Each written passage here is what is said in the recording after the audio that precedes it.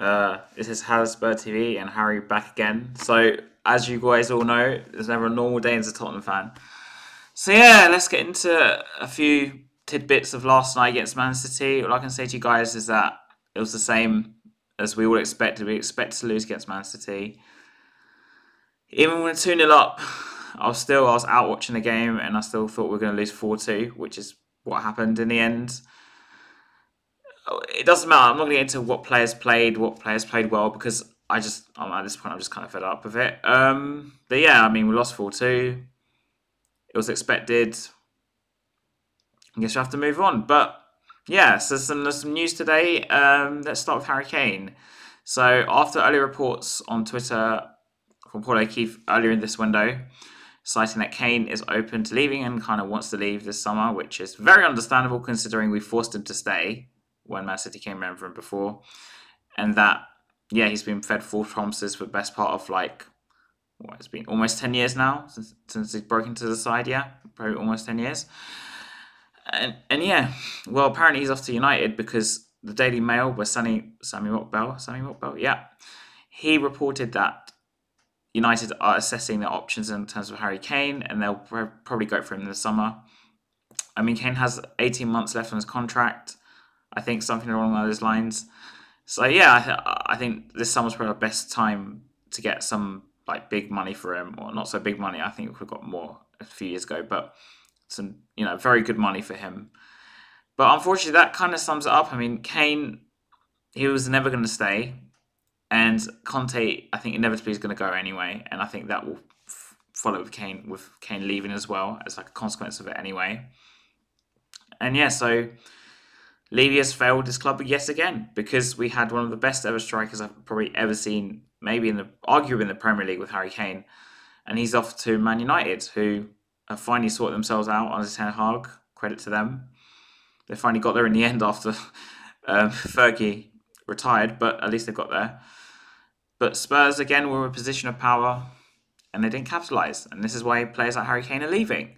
It makes you question also whether Kulusevski will stay, because he's not actually signed on a permanent deal yet.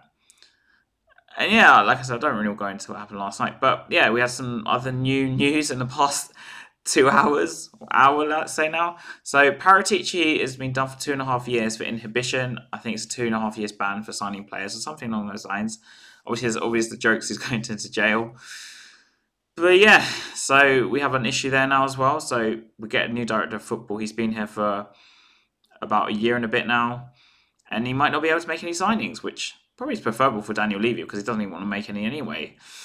Okay, but yeah, let's go to another talking point. We've got the protest tomorrow at 10 a.m. at Tottenham Hotspur training ground, and I just want to put that out there again. Everyone go there if you can. And yeah, we need to make our voices heard, because this club is in the mud. It's literally in the mud. And yeah, again, going on from what I said in my earlier video, I think Spurs are a mid-table team now. I don't see how that the other day shows any different. We have 2 or 3 players who, like back in the 90s and 2000s, were very good, or in Kane's case, world-class as well. You have Kane, Son hasn't done anything this year, but yeah, we'll just count him in that for now. Romero is like the best of the back. And then you've got Bentancur, who's our best midfielder, and probably carries that midfield, because I think Højbjerg looks half the player when he's not playing. And then, yeah, so we've got 3 or 4 good players. And then on top of that, the rest of the squad is a bit average or less. Average or just rubbish. I'm sorry, it's just... And with obviously the news of Paratici, can we sign any players this window? I don't know, maybe we can't. I have no idea how this works. But I'm sure Levy will use that as an excuse as to why we haven't signed players if we didn't sign any players. But yeah, Levy will go and sign players himself anyway, like Jed Spence. Yeah, that's interesting, isn't it? So yeah, not what to say. I think Spurs are in the mud. I actually think when Kane leaves in the summer next season, a lot of people are expecting Richarlison to take his spot on the side, which, because I think we'll have a new manager as well, most likely. It probably will happen, because at least Richarlison's been at the club for a year at that point. And let's be honest, he was brilliant for Brazil in the World Cup. And I'd love to see Richarlison play with Kane, at least in a duo before Kane goes in the summer, because I think it would be really good. Yeah, we've got Fulham on Monday. I'll probably do a preview show for that. according to Sunday. And yeah, I'm expecting us to lose away to Fulham as well. But I genuinely think next season Spurs could be fighting relegation. If we don't sort ourselves out, we have to sort out this Paratici business. But at the same time, you can't I don't think you can use that as an excuse as to not sign players because, like I said earlier in this video, Levy still goes and sign players providing the manager's back anyway. So if we can't say what specific players, okay, I know Paratici is a much better negotiator, and that's how we got players like Romero and Kulusevski and Bentancur. But you're meant to back your manager, Mr. Levy, and you haven't done that ever. So it's time to change your tune. But I'll say that now, and I don't really believe it's going to happen. So yeah, I think Spurs could be fighting relegation next season because Kane's going to leave. Richarlison will probably be the stride to try and keep us up, like he did with Everton and Watford. Every year he was like their top scorers pretty much. And yeah, obviously Kulusevski, he might even sign permanently. Romero, to me, when I watch him, he looks like his head's already somewhere else. So I don't see him staying, to be honest with you, in the long run. And yeah, we've regressed 20 years in the space of like 2 months.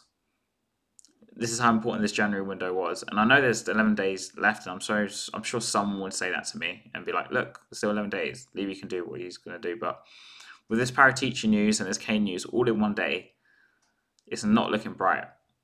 And I ask people this question every time, but why did we build a new stadium? Because it's all going to pot. What was the purpose of that? Anyways, this is Spurs TV. Like and subscribe to the channel. Put on your notifications bell. I'll be back, I'm sure, maybe even tomorrow because obviously the protest is tomorrow. And never forget, Levy out.